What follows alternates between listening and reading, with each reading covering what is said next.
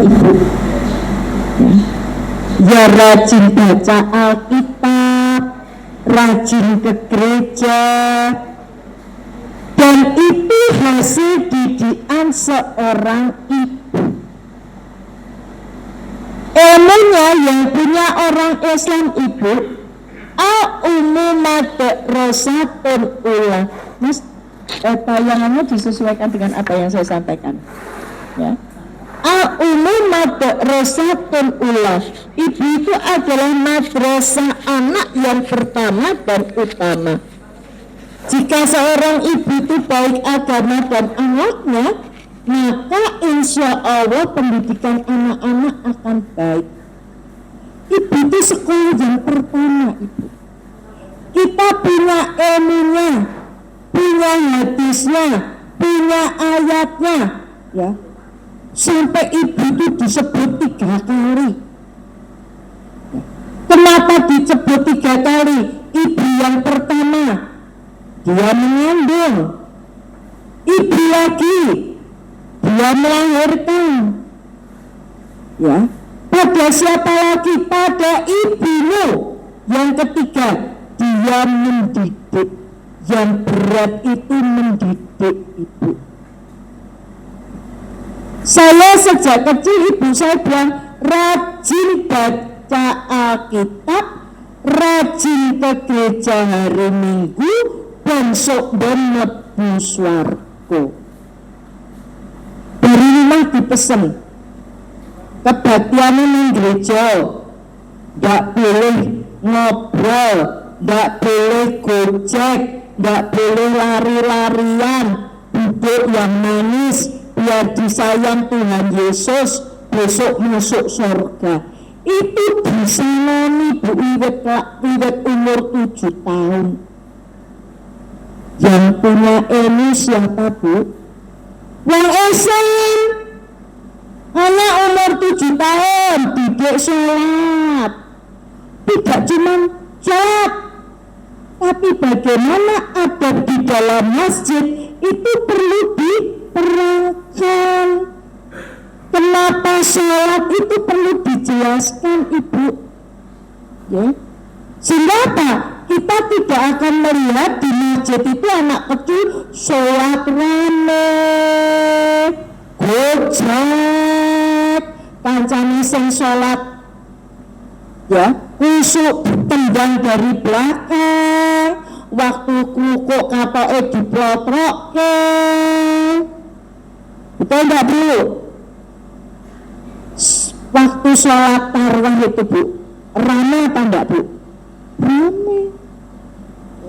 Maka saya tahun 2009 itu, kebetulan rumah saya di belakang Masjid Istiqlal Solo, itu saya dengan suami mengadakan acara sholat tarawih kusuk malam. Sholatnya acaranya mulai jam 10 sampai jam 11 itu tausiah, jam 11 itu mulai sholat tarawih, dan tidak ada anak kecil.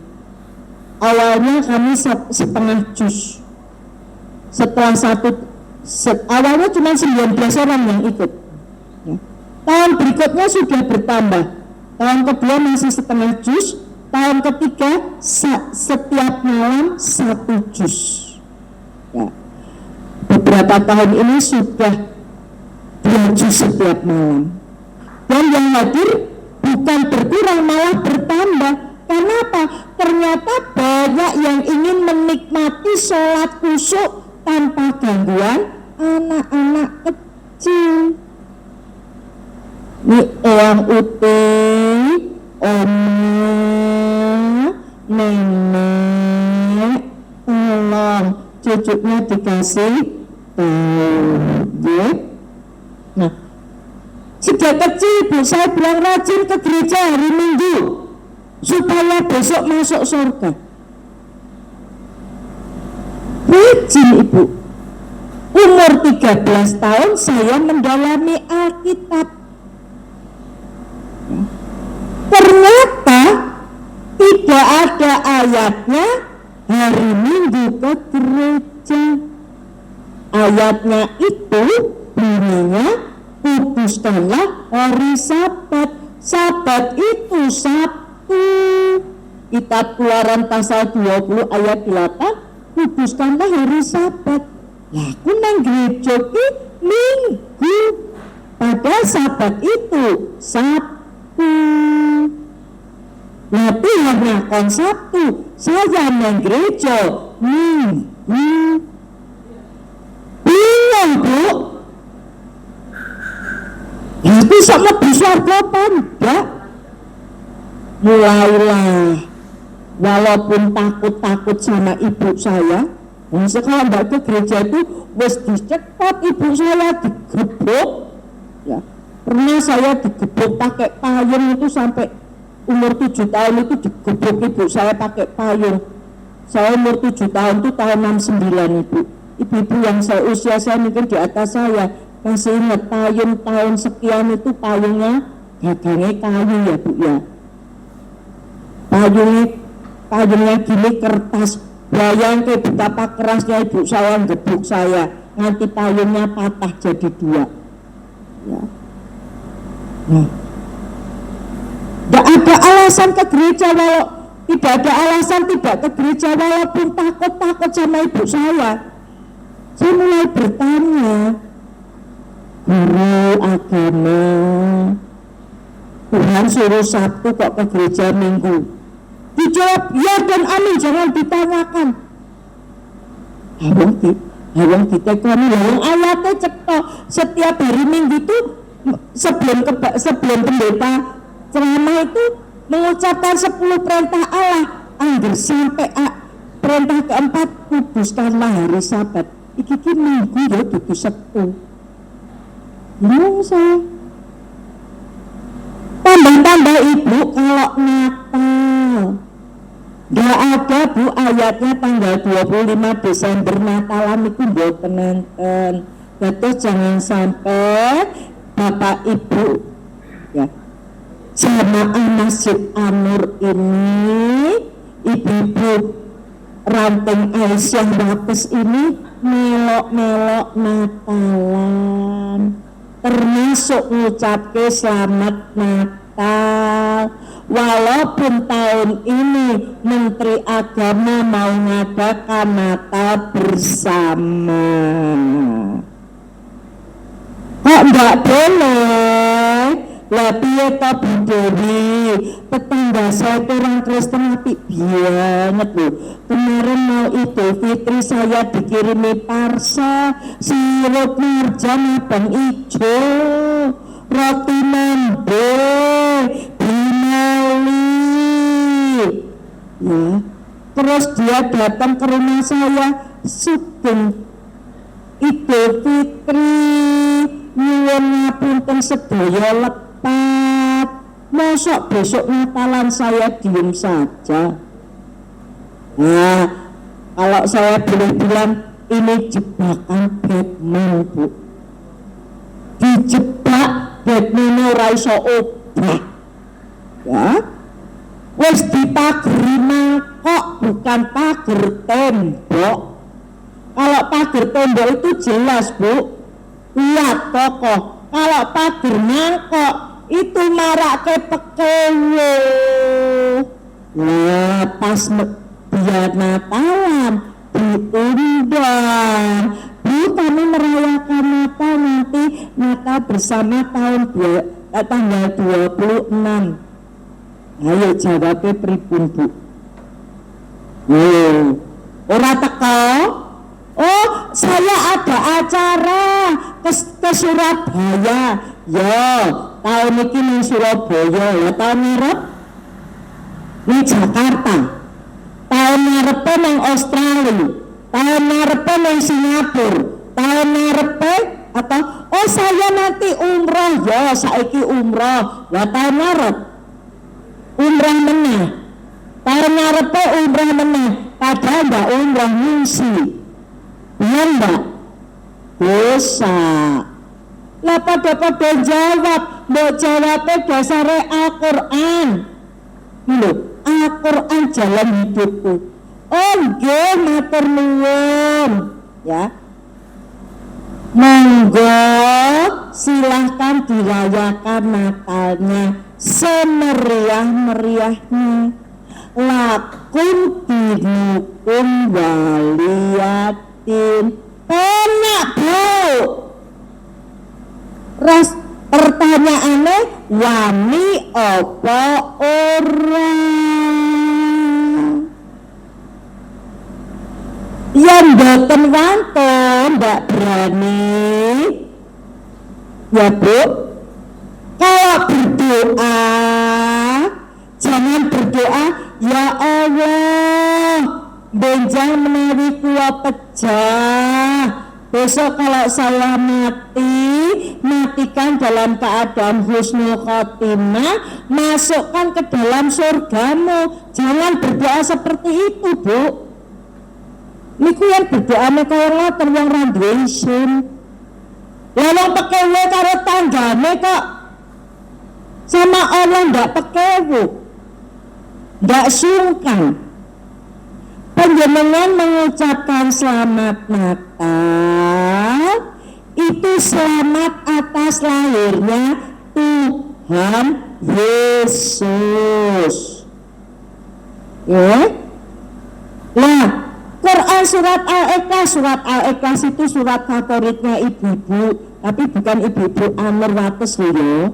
Ibu-ibu jauh sana itu kalau selak kesusu PKK takut telat apa nih yang ngarep golek simpan pinjam bu. Ya. Itu golek surate ina karo kuwi. Kalau di sini kan enggak bacaannya Al-Baqarah sama An-Nisa ya bu ya.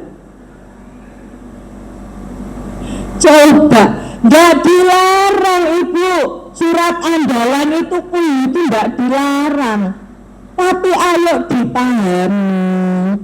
Ketika kita mengucapkan Qul huwallahu ahad, bukan Qul huwallahu wahid ya, ahad ya. Katakanlah dialah Allah yang maha esa. Esa itu satu. Kalau wahid itu bisa dua, bisa satu, bisa dua, bisa sak miliar. Kalau esa itu pasti satu. Nah terus panjenengan mengucapkan selamat Natal, selamat atas lahirnya Tuhan Yesus, berarti Tuhannya ada berapa? Dua. Ada Allah, ada Tuhan Yesus. Mendiakan Allah bagaimana ibu? Ayo lihat Quran surat Al-Bayyinah ayat 6. Innaladina kafaru min ahli kitabi wa musyrikina fi nari jahannama khalidina fiha ulaika hum syarrul bariyah. Saat temennya sesungguhnya orang kafir itu ahli kitab niku sinten Yahudi dan Nasrani, dan orang musyrik menyekutukan Allah tadi neraka jahanam, mereka kekal di dalamnya selama-lamanya. Selamat Natal bonus neraka. Monggo, saya sudah menyampaikan nekat resiko tanggung penumpang. Mana supirnya komando? Ya, udah dikasih tahu. Ya. Ada ibu-ibu ngeyel, ibu-ibu jauh sana, ngeyel banget. Saya nggak mengucapkan selamat Natal loh us. Lah terus selamat saja. Lah yang tanggal 11 Desember mriki niku selamat napa? Selamat napa coba? Selamat napa? Ayo, selamat napa? Ketemu Bu. Kami Natalan deh. Ya selamat, lah selamat napa? Ya. Ada lagi ibu-ibu sebelumnya ya. Ya saya kan mulut mengucapkan selamat Natal, hati saya tetap Islam. kata dengan perbuatannya tidak sama berarti apa? Munafik. Orang munafik tempatnya di mana? Orang yang neraka, Bu. Inti ke neraka, kerak neraka. Intip borong enak, Bu. Intip neraka, bayangin. Kenapa sampai ancaman Allah seperti itu? Bu, saya tanya nih, Mbok menawa ibu-ibu di sini mau? Ibu-ibu diduakan mau? Mau, Bu? Loh, ibu sing sepuh enggak loh. Apa meneh ibu enom? Sing sepuh enggak loh. Kita diduakan enggak mau loh, Bu, enggak mau loh. Nah, kalau kita mengucapkan selamat Natal itu kenapa ancaman neraka? Yang diduakan itu Allah loh. Enggak main-main loh, Bu. Allah loh. Padahal awake dhewe iki ciptaane Allah. Disebut hamba Allah. Kudune kan tunduk, patuh, taat, bergantung, takutnya merasa diawasine karo Allah. Wis ngarep mantep hanya kepada Allah. Lah kok menghadirkan Yesus? Berarti menduakan Allah, enggak main-main. Nah terus gimana Bu Dewi yang tetangga saya ngasih undangan Natal? Ya tadi jawabnya, matur nuwun undangannya, monggo laksanakan Natal, lakum dinukum waliyatin. Katuran rawuh, kenapa? Mantan Bu, mantan Kristen. Ya, biasanya dipaksa. Mbok rawuh cuma sebentar, nanti rawuhnya setelah kebaktian kita pas makan-makan. Nah ini Bu, jebakan lagi. Ya, sampun monggo. Ya, disekecake. Ya, lakum dinukum waliyatin rampung. Tahun depan panjenengan nggak akan diundang.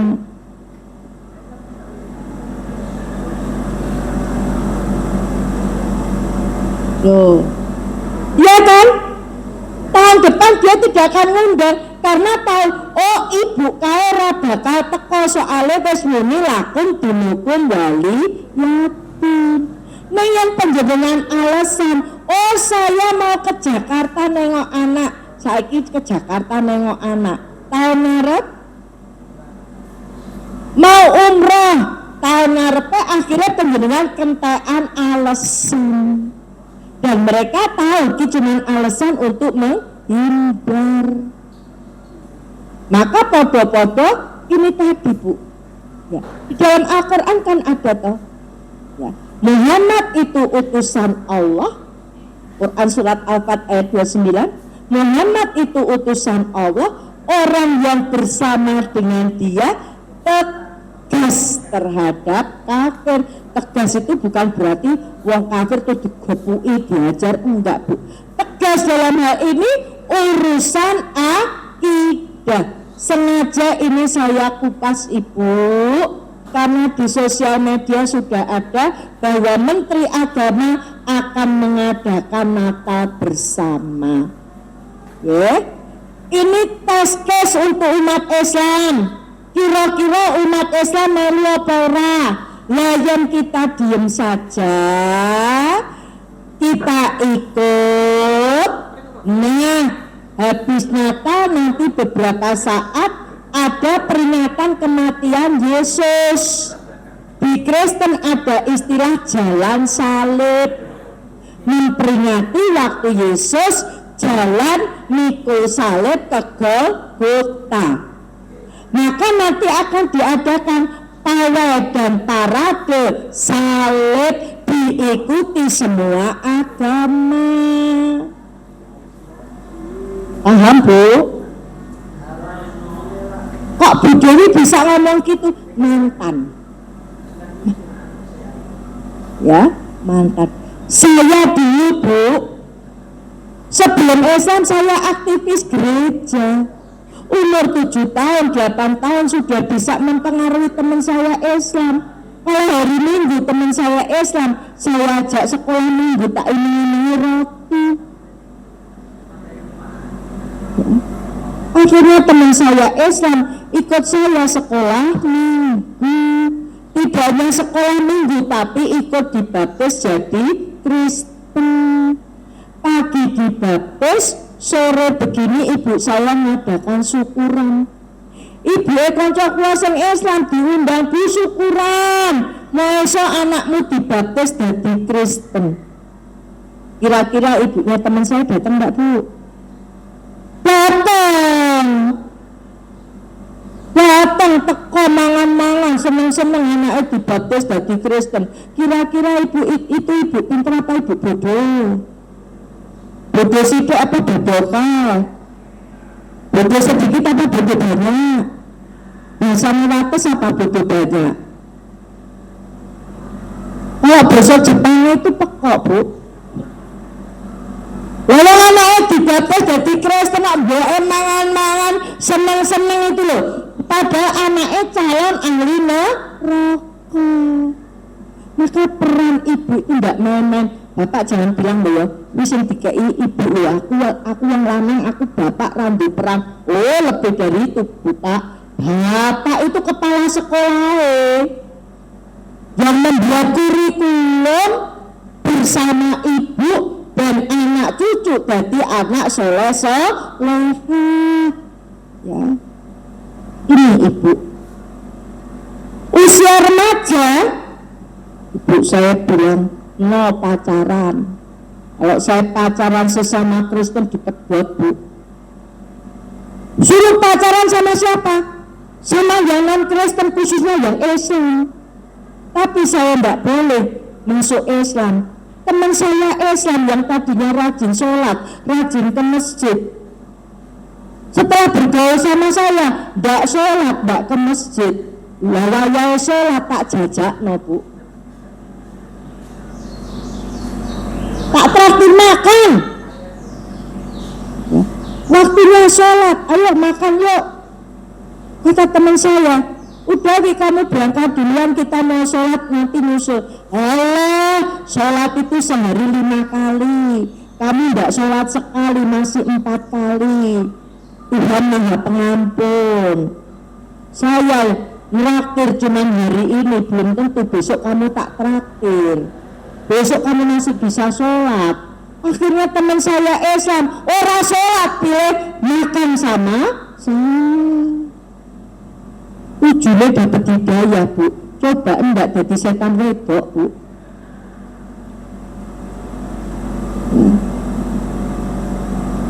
Tahun 85, Ibu, saya memurtadkan ketua pengajian, Pak, yang tak murtadkan, ketua pengajian. Dan dia seorang aktivis mahasiswa Islam. Saya murtadkan, Bu. Triknya apa? Pacaran beda agama, hati-hati ya, Bu. Yang punya anak cucu perempuan, enggak cuma perempuan, laki-laki juga. Ya, hati-hati. Biasanya yang kalah yang Islam. Tidak langsung disuruh, yuk masuk Kristen, enggak, Bu. Istilah wong Kristen tebar pesona. Si ketua pengajian itu tidak saya bilang yuk mlebu Kristen, enggak. Pacaran ke gereja kon ngeterno. Ada bisa tak sepeda motor dewe apa naik kendaraan umum sendiri, enggak, antar ya, kok dijemput. Lama-lama saya bilang, ini di gereja saya ada konser musik, mau nonton enggak? Nonton. Suwe-suwe kok seneng nang gereja nyanyi-nyanyi. Lah itu terbawa, Bu. Akhirnya melu nang gereja, akhirnya ajar Kristen, akhirnya dibaptis ora krasa. Ketua pengajian, Bu. Ya. Maka hati-hati yang punya putra remaja, Saya ini nangani kasus banyak, Bu, pacaran beda agama. Malah yang terakhir ini ada ibu-ibu, dia orang Semarang sampai melarikan diri ke Magelang, tinggal di pondok pesantren karena stres anaknya masuk Kristen, sudah nikah. Terus telepon sama saya sambil nangis. Terus saya bilang kalau ibu nangis terus saya tahu permasalahannya apa, diem dulu nangisnya, terus cerita. Ternyata dia bilang gini, tolong ceraikan anak saya sama suaminya. Aku komentar dulu. Nah kenapa ibu? Anak saya murtad sudah 2 tahun, sudah nikah sudah punya anak sudah, sekarang tolong ceraikan. Lah demen gek pacaran pripun, Bu? Ini banyak terjadi seperti itu. Maka hati-hati nggih, Bu. Sebab kenapa Ibu? Panjenengan ini dilebihkan daripada saya.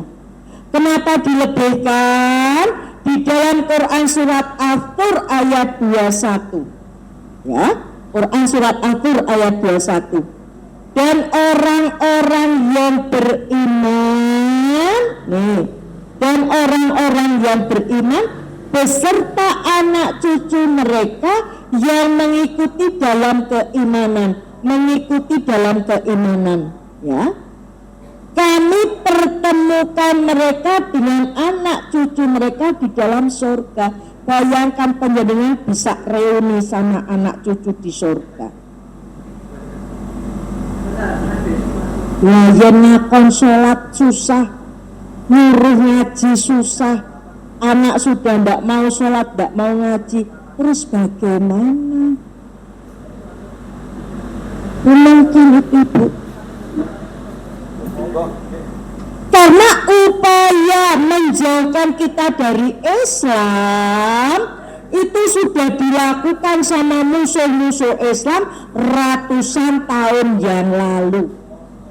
Seorang Perdana Menteri Inggris namanya Edward Gladstone, dia bilang percuma kita memerangi umat Islam dan tidak akan mampu menguasainya selama di dada pemuda Islam bertengger Al-Quran. Apa dia bilang? Tugas kita sekarang adalah mencabut Al-Quran dari hati mereka, baru kita akan menang dan menguasai mereka. Dicabut Al-Qurannya, Bu. Alatnya untuk nyabut apa? Musik. Ya. Kon ngaji capek, dengerin lagu Korea, ya ada boy band, ada girl band, ada BTS, ada Red Velvet. Ibu-ibu taunya Red Velvet rak roti toh. Red Velvet itu ada grup musiknya Korea. Ada lagi Blackpink. Ibu-ibu ngertinya Blackpink toh. Isinya banyak. Ada grup namanya Blackpink. Itu cang-cangam seneng, Bu. Padahal penyanyi-penyanyi Korea itu ateis, tidak percaya Tuhan. Sebagian mereka Kristen. Bayangkan kon ngaji orang malah nyanyi lagu Korea. Musik, Bu, musik. Gak larang orang nyanyi, tapi ya nyanyi nanti sampai gak baca Al-Quran. Musik, miras, rokok.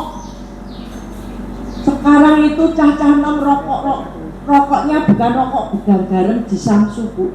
Rokok elektrik kan sebesar flash di sini loh, Bu. Cuman segini rokoknya.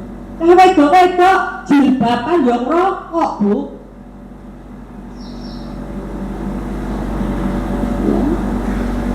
Rokok, pacaran, Bu, pacaran.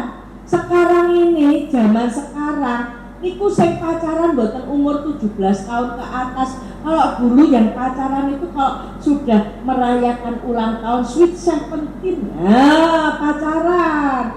Bapak niki cah kelas 6 SD sudah pacaran, sudah yayang-yayangan. Coba ya, wanake wong Islam lanang wedok bukan murimnya, boncengane kandha wong Solo ngetapel ngampok kaya kodhok. Belum nikah celukane papa mama, sayangku cintaku maihane. Melu-melu sinetron nyeluke ayang ayang ki ayam nggih Bu, baby bebek. Dadi anake wong Islam belum nikah pacaran kaya ayam karo bebek. Kok kaya ayam to Bu Dewi? Lho Bu, ayam jago lho Bu. Wes weruh babon dereki gini-gini. Babonnya kecekel, langsung tumpaki. Berapa minggu kemudian ngendok tuh ayam. Anak menungso pacaran awalnya TTM temen tapi mesra. Saya kasih tahu Bu ben gaul juga penjenengan. TTM itu singkatannya temen tapi mesra. Lah kalau penjenengan sebagai orang tua ndak peduli, TTM-nya jadi temen tapi mesum. Dirangkul bapak ewe ra gelem, diambung bapak ewe ra gelem. Cah wedok saiki diambung wong lanang diku apa-apane ukoke mie ayam karo kei sekuntum mawar merah. Wes, temen tapi mesum. Panjenengan ndak peduli lagi, TTM-nya jadi temen tapi meteng Bu. Ya, saya ini dititipi pesen 6 bidan Bu. Bidan dari Magetan Jawa Timur, bidan dari Karanganyar Solo sana 2, bidan dari Jogja, dari Pekalongan, dari Purwokerto sana. Kalau ngisi pengajian sampaikan ke ibu-ibu, suruh jaga anak perempuannya. Kenapa? Kalau dulu yang hamil di luar nikah umur 18 tahun Bu. Sekarang cah umur 14 tahun wis meteng Bu. Dia datang ke bidan bawa tes pack. Bu bidan ini garisnya 2, tolong dikukurkan. Ini nggak malu Bu sekarang.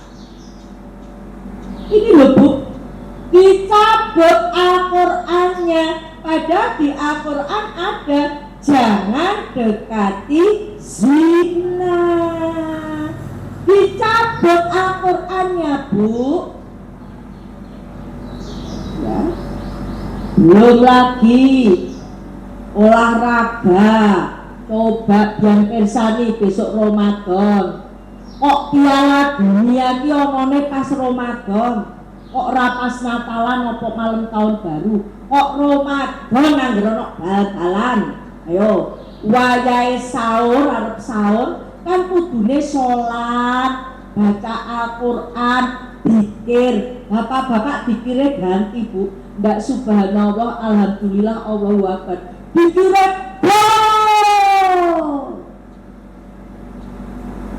Ramadan Bu setahun pisan dicabut Al-Qur'annya ora kroso. Belum lagi sosial media, kudune tombo ati maca Qur'an sak maknane, prakteke maca WhatsApp sak ngantuke. Kula ibu-ibu mboten nggih, mboten salah.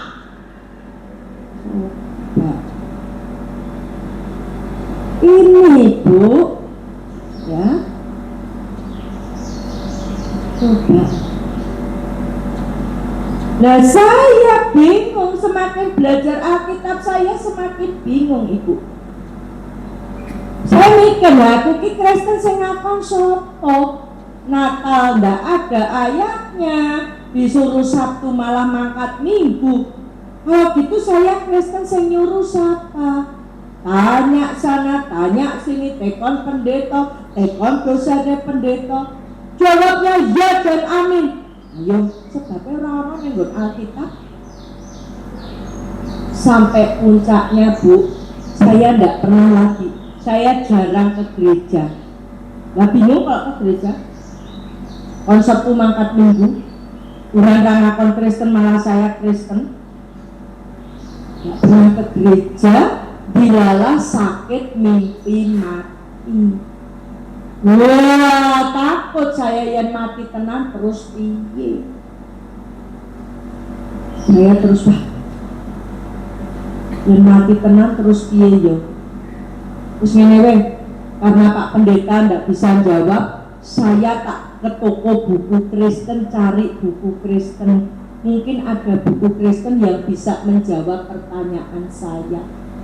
Aneh tapi nyata Ibu, Bapak. Di toko buku Kristen malah ketemu buku Islam iki lho Bu, judulnya Akhlak Islam. Niki kula tumbase teng toko buku Kristen. Aneh toh? Buku Islam saya belinya di toko buku Kristen.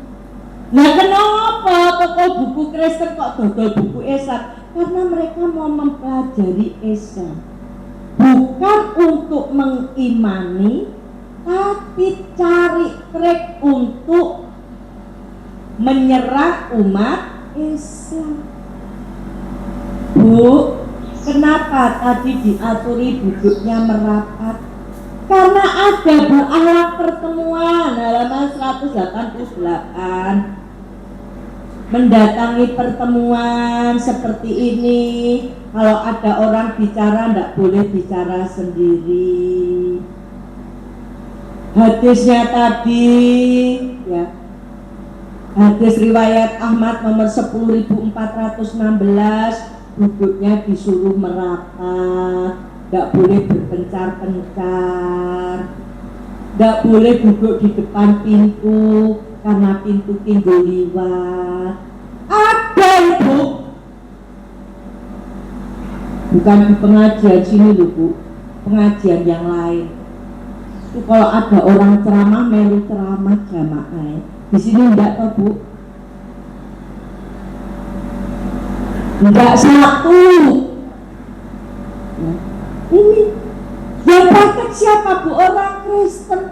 Makanya mereka yang murtad dibawa ke rumah saya konsultasi, pernah konsultasi dari jam 9 pagi sampai setengah 4 sampai sore gini nih Bu. Wes tele tunjukkan ini Islam, ini kesesatan Kristen. Apa Bu? Mana yang lebih bagus? Islam. Apa? Dapat jaminan surga. Ya wes ayo sekarang syahadat. Enggak, lebih apa lagi? Kenapa enggak mau syahadat?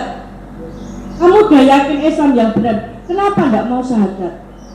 Lah kalau di gereja itu duduknya rapi kok, enggak ada orang ngobrol, enggak kayak di Islam, di pengajian itu ibu-ibu ngobrol, duduknya enggak rapi. Ini loh Bu, mereka melihat dohirnya, dan ini jadi pesona. Di Kristen itu tidak ada, di gereja itu orang cemberut, biasa.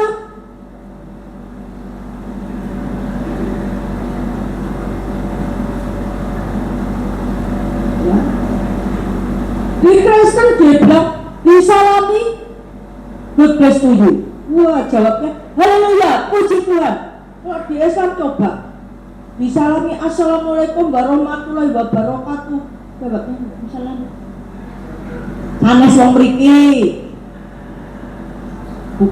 Bukan jamaah wates, jamaah jauh sana. Malah ada jamaah jauh sana itu yang salam saya, yang diwangsuli HP ini. Saya assalamualaikum warahmatullahi wabarakatuh. HP ini sing disalam. Ini loh Bu, mereka melihat dohirnya. Pada Akhlak Islam ini luar biasa Ibu. Akhlak terhadap ini loh, pertemuan ini ada ya. Akhlak terhadap tumbuhan ini bukan kok sepele Bu. Tapi ini yang membuat saya tertarik pada Islam. Kok sepele? Akhlak terhadap tumbuhan, dilarang mengencingi pohon. Siapa yang suka kencing di pohon?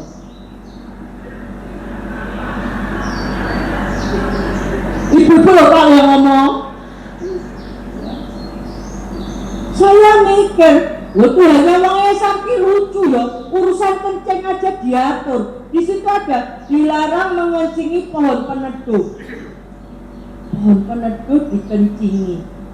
Berarti orang mau berteduh kalau baunya pesing tidak jadi berteduh. Berarti mendolimi orang lain Pak Bu. Berarti Islam itu ngajari menghormati, menghargai, memperhatikan kebutuhan orang lain. Dilarang mengencingi pohon berbuah. Mbah kakung saya itu, mbah kakung dari Kiai itu, saya kan Kristen. Kalau kencing diadai ember Bu, ditaruh bawah tempat tidur. Lah saya seminggu sekali disuruh bersihin kamar, wah mbune pesing itu. Saya tanya, kenapa pipisnya di ember, ndak pipis di kamar mandi, kenapa pipisnya ditaruh di ember? Nah, mengko yen wis kebak, nggo nyirami wit pelem. Saya nih, loh biar apa kok disiram air kencing? Biar manis, berarti mangga aromanya rasa kencing. Saya kemudian teringat ini, loh berarti Tuhannya orang Islam, karena saya masih Kristen kan waktu itu, berarti Tuhannya orang Islam memperhatikan sampai hal yang kecil. Kita kan sepele toh Bu, tapi sampai di situ diperhatikan di dalam Islam. Saya akhirnya setelah mempelajari buku ini, saya diskusi dengan seorang ustadzah. Ustadzah, Ibu duduk di kursi boleh Ibu, kalau capek di bawah. Oh enggak kuat AC. Ustadzah, saya ini Kristen. Saya sudah nyari perintah beragama Kristen di Alkitab enggak nemu. Mulai umur 13 tahun Bu, saya nemu buku ini umur 37 tahun, bayangkan 24 tahun loh mencari. Enggak ada yang enggak wai. Ada enggak perintah beragama Islam di dalam Al-Quran? Kalau ada saya mau masuk Islam. Ternyata ada Ibu, Quran surat Ali Imran ayat 19. Inna dina indallahil Islam. Indallah milik Allah itu Islam. Nah saya tanya lah, aku Kristen terus piye? Dijawab Quran surat Ali Imran ayat 85. Wa ma yabtaghi ghairal Islami dina fala yuqbala minhu wa huwa fil akhirati minal khasirin. Barang siapa mencari agama selain Islam, dia tidak diterima. Selain Islam tidak diterima. Berarti yang diterima yang Islam. Iya. Berarti yang masuk surga yang Islam. Iya. Berarti saya nggak masuk surga. Iya. Padahal aku sampai karo wong Islam lho ya. Ojo Islam tak jajakno lho. Nggak masuk surga enggak Bu Dewi. Nah terus dijawab lagi Quran surat Al-Maidah ayat 3. Waraditu lakumul Islamadina, dan telah kuridhoi Islam jadi agama. Nyerah saya. 3 ayat aja bikin saya nyerah. Akhirnya saya Februari 99 saya menyatakan diri masuk Islam. Februari 99 masuk Islam.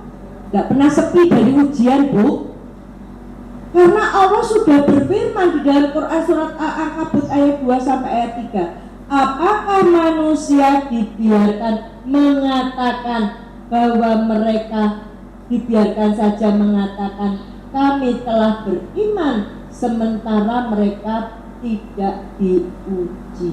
Diuji Bu. 2001 sakit parah, gak komplikasi tiba-tiba Bu. 14 Agustus 2001 kondone dokter umur saya karek 2 tahun. Nah, harusnya 14 Agustus 2003 saya mati.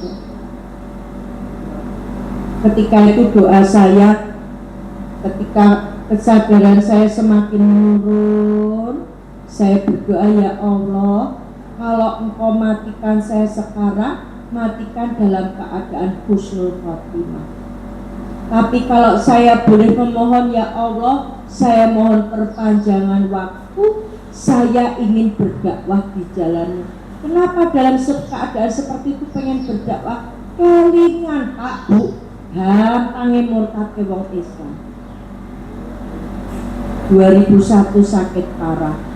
2002 usaha saya bangkrut dihapusi wong Islam. Habis Bu. Allah nguji saya, kalau yang nipu orang Islam, saya masih Islam apa balik Kristen. Alhamdulillah saya Islam bukan karena orang Islam, tapi karena ajaran Islam. Habis tahun 2002 itu sampai saya mau berhaji batal, maka alhamdulillah saya doakan jadi hajah. Batal 2002 habis. 2003 badan sakit, usaha bangkrut, uang tinggal 10.000.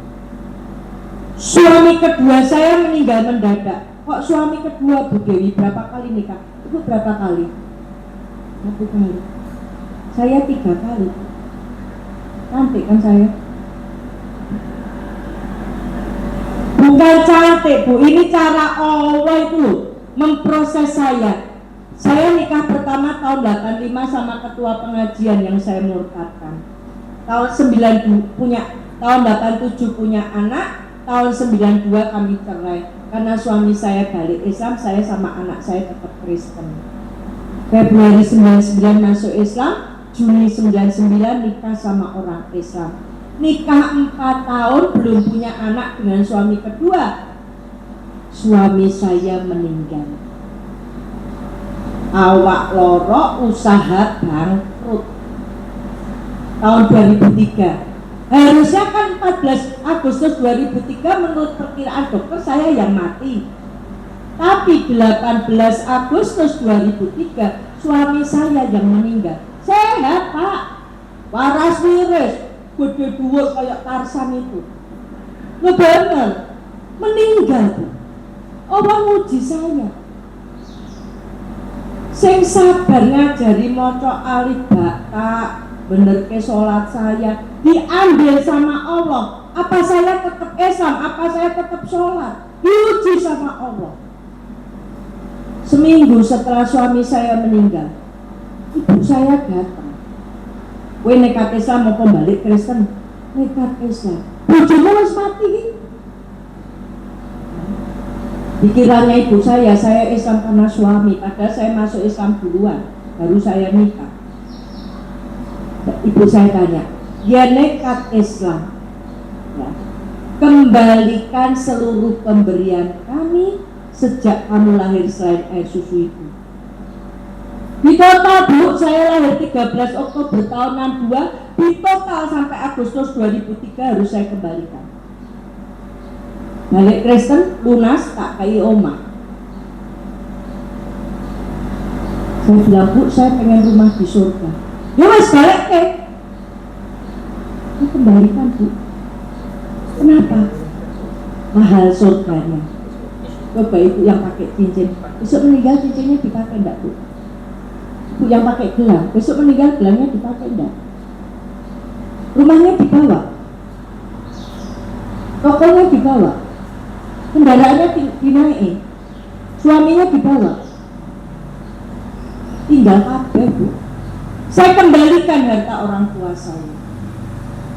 Habis Bu, habis. 2003. Masih punya harta 1 Bu.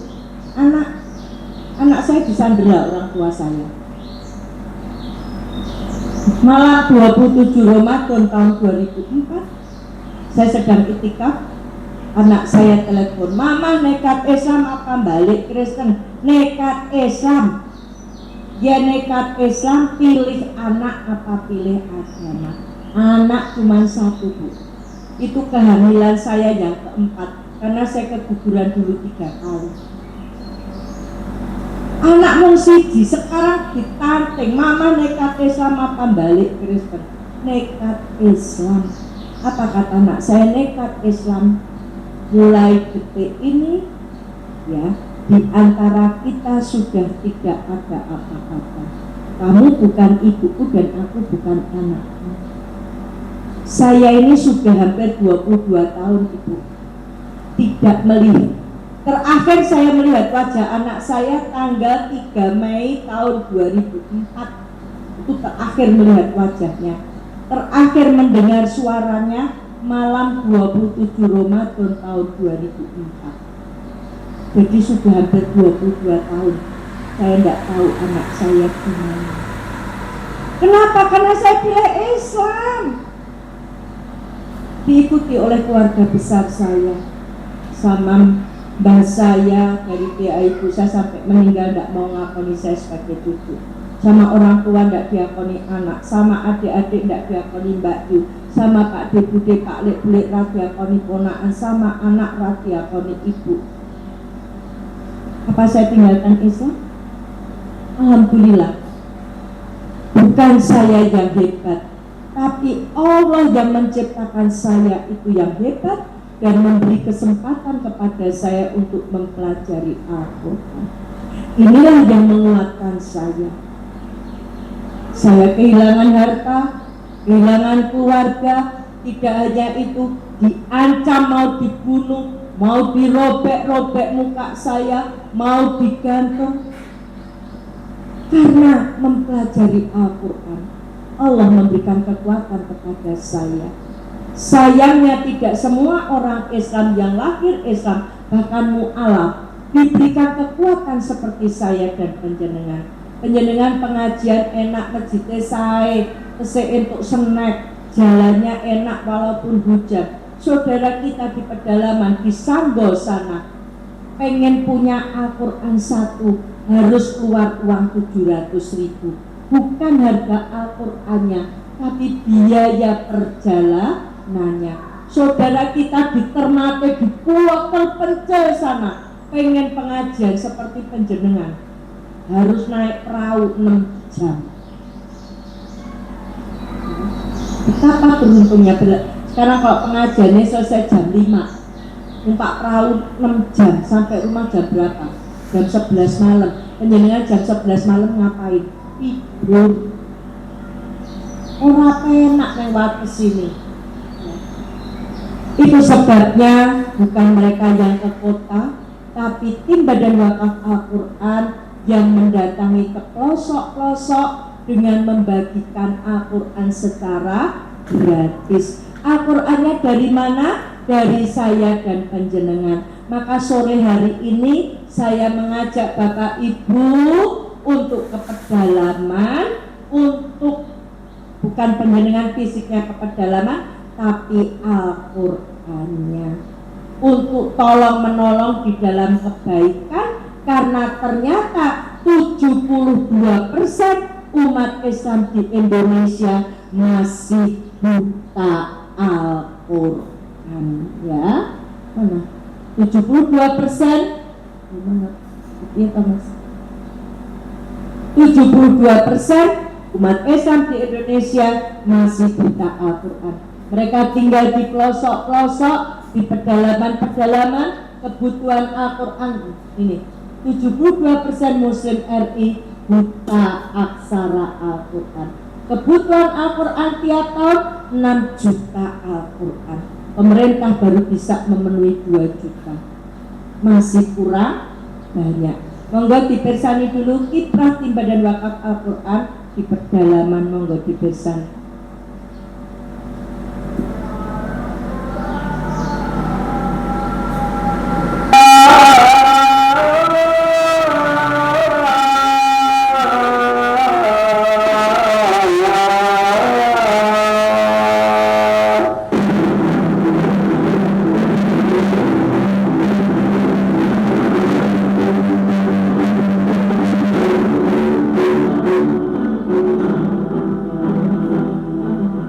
Assalamualaikum warahmatullahi wabarakatuh. Sahabat bapak semua, saat ini tim BWA bersama Pak Babin akan menuju desa Sungai Lisai dan sana akan distribusi Al-Quran. Sungai Lisai ini merupakan salah satu desa yang ada di pelosok Kabupaten Lebong.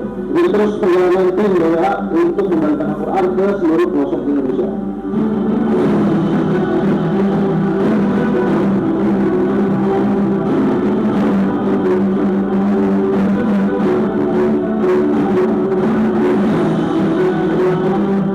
Jadi salah satu hambatan di jalannya, ya ini nih. Ibu bapak,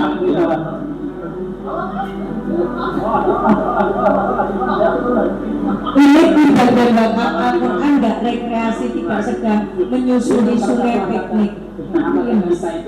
Tapi mereka sedang ke pedalaman untuk mengirimkan Al-Quran ke pedalaman, harus melewati seperti ini Al-Quran yang dikirimkan. Setelah lewat sungai, lewat jalan yang berlumpur, pinggir-pinggirnya jurang.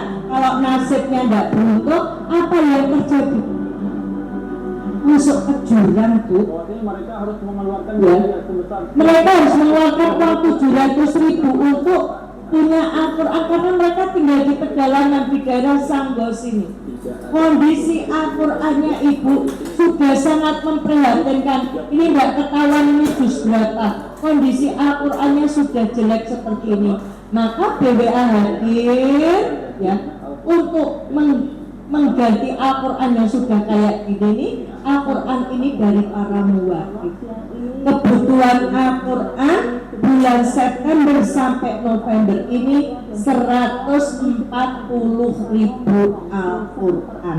140.000 Al-Quran itu untuk daerah ya Maluku Utara, Gorontalo, Kalimantan Tengah dan Lampung itu butuh 140.000 Al-Quran. Padahal sekarang sudah tanggal 28 Ibu, kurang 2 hari Novembernya habis, belum terpenuhi Bu. Di pedalaman Kalimantan Barat sana ada 1.000 lebih mu'alaf suku Dayak yang katanya dulu suka makan orang, itu sudah masuk Islam Bu, nunggu Al-Quran dari penjenengan. Maka sore hari ini Ibu, saya mengajak penjenengan untuk tolong menolong di dalam kebaikan dengan cara berwakaf Al-Quran. Caranya bagaimana? Sore ini Bapak Ibu niat dulu, niat wakaf Al-Quran, niat dulu ya, niat aja dulu ya. Kalau sudah niat, membayarnya kalau sudah siap boleh sekarang. Kalau belum, jangan khawatir, boleh besok. Besok belum punya uang, yang pensiunan belum dapat pensiun, ya wes pekan depan. Pekan depan belum, ya sudah bulan depan. Bulan depan belum ada, ya wes dicicil sampai tahun depan. Tidak terbatas waktunya, monggo mulai kapan, berapa kali. Seperti kemarin ada ibu-ibu, jangan 10 kali Bu Dewi, 15 kali, yo monggo ya. Nanti yang wakaf silahkan maju ke depan. Maju ke depan itu saya doakan. Setelah saya doakan, kita kasih sertifikat sebagai bentuk apresiasi dari BWA. Setelah dikasih sertifikat, bagi yang wakaf 5 Al-Quran ke atas akan saya kalungi sorban. Dan bonusnya ini bonus dari BWA, bonus dari saya. Setelah saya kalungi sorban, saya peluk dan saya doakan satu persatu. Ini hanya untuk ibu-ibu loh, bapak-bapak enggak loh Pak. Jangan kayak bapak-bapak ditandes, ya wes wong aku tak nganggo gamis dan dipeluk Bu Dewi. Ya golean Bu, guyonan ya. Saya kasih sorban yang wakaf 5 ke atas. Bapak-bapak nanti yang ngasih sorban Ustadz Musafa, nanti yang mendoakan pribadi Ustadz Musafa. Ngaten nggih. boleh diatasnamakan keluarga yang sudah meninggal, almarhum atau almarhumah, boleh atas nama penjenengan dan seluruh keluarga besar. Satu Al-Quran nilainya 150.000.